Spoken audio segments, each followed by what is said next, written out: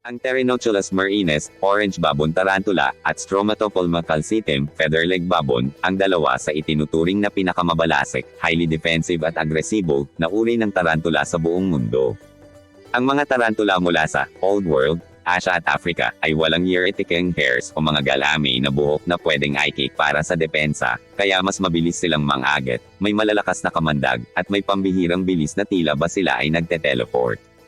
Narito ang top 10 na pinakamabalasik at agresibong uri ng tarantula sa mundo na kinakatakutan maging ng mga eksperto. Sa ika-top 10 sa listahan ay ang Hysterocrates diges, Cameroon Red Babon.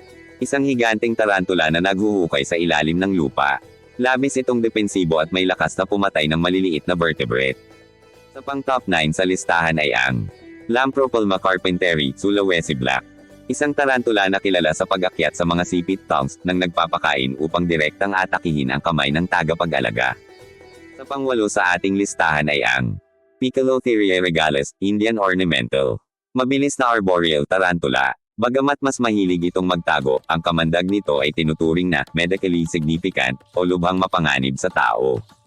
Sa pang-7 sa ating listahan ay ang Chilobrachys discolus, Burmese Blue, Asian Black.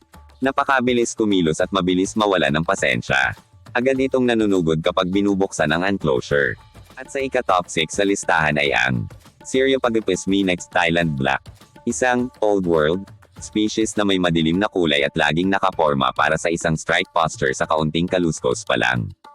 Sa pang-top 5 sa listahan ay ang Pelenobius muticus king babon tarantula.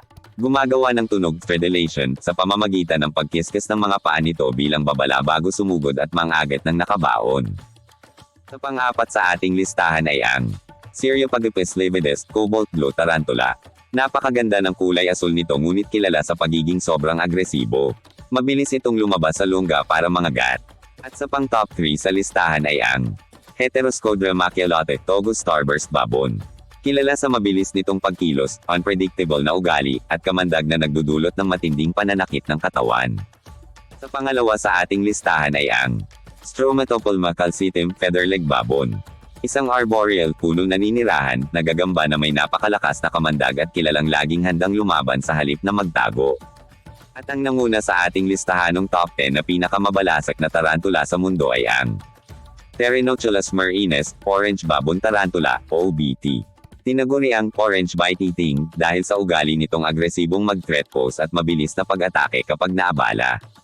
At yan po ang top 10 na pinakamabalasik na tarantula sa mundo.